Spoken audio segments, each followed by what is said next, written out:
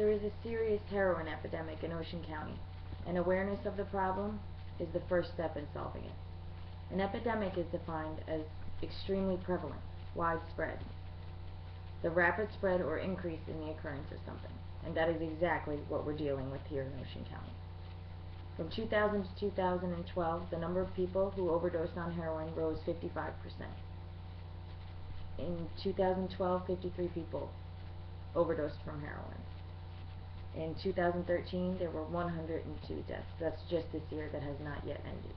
And this is due to a report on the CSI's investigation of prescription pill and heroin abuse done by the committee and the chairpeople, July 2013, to Governor Christie.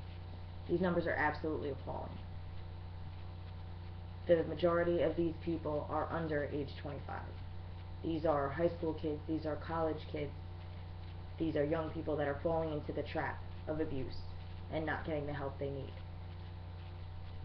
The cause of the problem is prescription pain medication. This is due to crooked doctors that are committing insurance fraud to collect the extra money, that will also write a bogus script for a bogus injury. A lot of these doctors do not take insurance, so it becomes a legal drug dealer, a cash business.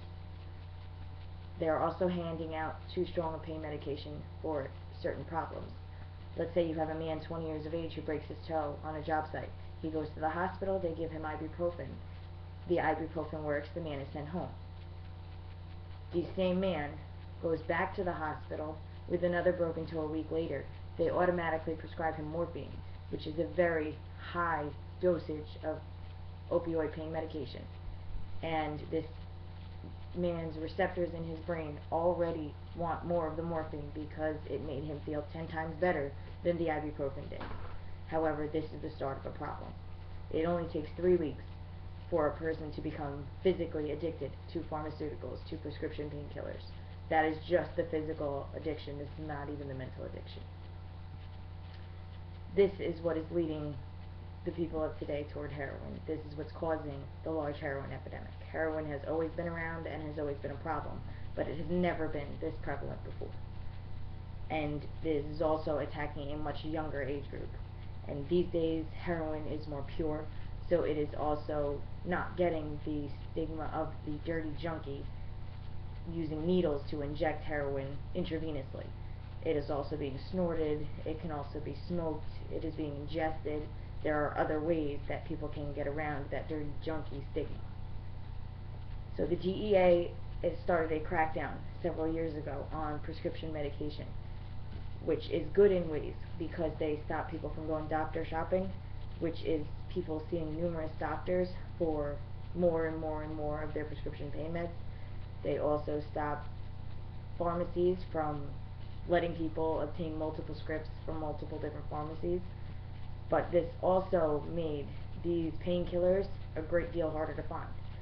Now, because of the pill epidemic, these people were already addicted. So this pushed all these people toward heroin, which is way more readily available, and it is also cheaper. Heroin on the streets averages at approximately $10 a bag, which produces a greater or about the same high as one pill, which runs from $25 to $30. So you are getting more death for your money at this point. There are some helping preventions and solutions in place already. There is the Medicine Drop Project, which puts secure boxes at police stations where people can dispose of their unused and expired prescription medication. So if there's a situation where parents have prescription medication in the house and they're done using this medication, instead of leaving it in the cabinet for just in case, so no one steals it, so the kids don't go in the cabinet and try it, so they're not giving it to their friends, so nothing happens to it and it doesn't leak out, there is a solution of where to get rid of this pain medication so it doesn't start a problem. There is also campaigns about painkiller abuse and addiction and overdose on the radio and on television to promote awareness to parents, to teachers, to guardians, to people of authority, to students, to children, to everyone who is listening. We need to make them aware of this problem. Prosecutor of Ocean County, Joseph Coronado, is now treating drug dealers with the same respect as murderers and giving them up to a 20-year prison sentence. If you are a dealer in Ocean County and you are caught dealing to somebody that had overdosed, so if someone has passed away due to the drugs that a certain dealer gave them, that dealer is now liable for that death, and that death is punishable by law for up to 20 years in prison. So they are being treated as crimes, not as accidents. This is a great step for the lawmakers and the police force and for the law enforcement community to be able to use these old drug policies and put them into effect now when they're needed to get some of these dealers off the streets. There is also a prescription monitoring program, or a PMP, which tracks and controls the amount of drugs produced. The laws on these are pretty tight. Law enforcement does not have great access to this program, and in order to catch certain dealers, they would need more access to the program.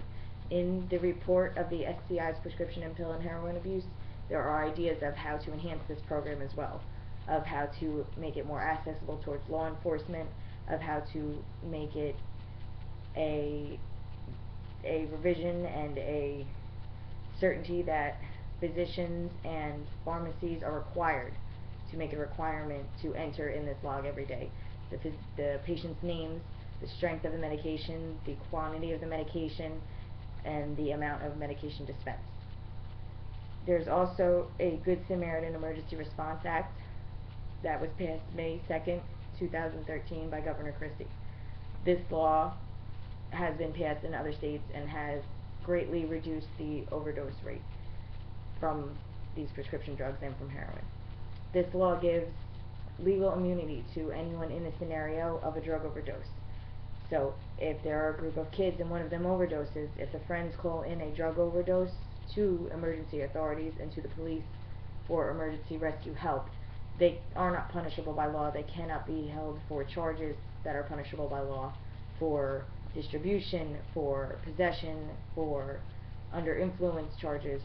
So they are immune with anything relative to the emergency call for help, so that these children aren't afraid that they're going to get in trouble by calling in an overdose because they know they've all done something bad.